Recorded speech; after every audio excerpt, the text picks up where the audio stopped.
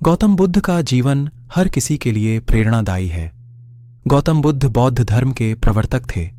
इनका जन्म 483 ईस्वी पूर्व तथा महापरिनिर्वाण 573 ईस्वी पूर्व में हुआ था।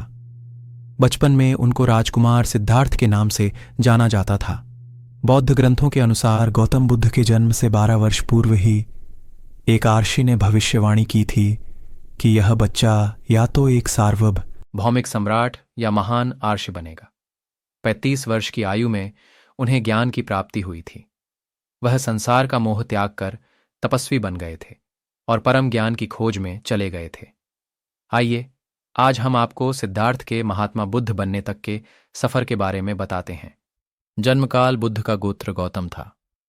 बुद्ध का वास्तविक नाम सिद्धार्थ गौतम था। उनका जन्म शाक्य गणराज्य की राजधानी कपिलवस्तु के निकट लुम्बिनी में हुआ था। बुद्ध के जन्म के 7 दिन के भीतर ही उनकी माता का देहांत हो गया था। उनका पालन पोषण उनकी मौसी गौतमी ने किया था। शिशु का नाम सिद्धार्थ रखा गया था। शाक्य वंश के राजा शुद्धोधन सिद्धार्थ के पिता थे। सिद्धार्थ के जन्म से पूर्व हुई भविष्यवाणी से परेशान होकर उनके पिता ने उन्हें तपस्वी बनने से रोकने के लिए राजमहल की परिधि में रखा। गौतम राजसी विलासिता में पले बढ़े, बाहरी दुनिया से आक्रांत, नृत्य करने वाली लड़कियों द्वारा मनोरंजन, ब्राह्मणों द्वारा निर्देशन और तीरंदाजी, तलवारबाजी, कुश्ती, तैराकी और दौड़ में प्रशिक्षित किए गए थे। कम उम्र में ही उनका विवाह राजकुमारी यशोधरा से करा दिया गया। दोनों का एक पुत्र भी हुआ जिसका नाम राहुल था। गौतम बुद्ध की वजह से बदल गया इस स्त्री का जीवन। जाने कैसे सिद्धार्थ बचपन से ही अत्यंत करुण हृदय वाले थे। वह किसी का भी दुख नहीं देख सकते थे। इतने प्रयासों के बाद भी 21 वर्ष की आयु में उनकी अपने राज्य कपिलवस्तु की गलियों में उनकी दृष्टि 4 दृश्यों पर पड़ी। ये दृश्य थे एक वृद्ध विकलांग व्यक्ति, एक रोगी, एक पार्थिव शरीर और एक साधु।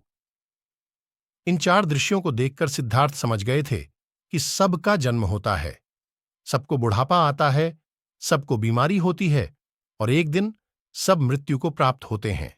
इससे व्यथित होकर उन्होंने अपना धनवान जीवन, अपनी पत्नी, पुत्र एवं राजपाट का त्याग करते हुए साधु का जीवन अपना लिया और जन्म, बुढ़ापा, दर्द, बीमारी और मृत गए।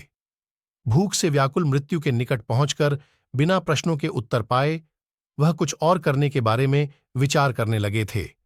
एक गांव में भोजन की तलाश में निकल गए, फिर वहां थोड़ा सा भोजन ग्रहण किया। इसके बाद वह कठोर तपस्या छोड़कर एक पीपल के पेड़, जो अब बोधिवृक्ष के नाम से जाना जाता है, के नीचे प्रतिज्ञा करके बैठ गए कि वह सत्य जाने बिना उठेंगे न। वह सारी रात बैठे रहे और माना जाता है यही वह क्षण था जब सुबह के समय उन्हें पूर्ण ज्ञान की प्राप्ति हुई थी। उनकी अविजया नष्ट हो गई और उन्हें निर्वण यानी बोधि प्राप्त हुई और वे 35 वर्ष की आयु में बुद्ध बन गए। बुद्ध को शाक्य मुनि के रूप में भी जाना जाता है। 7 हफ्तों तक उन्होंने मुक्ति की स्वतंत्रता और शांति का आनंद लिया।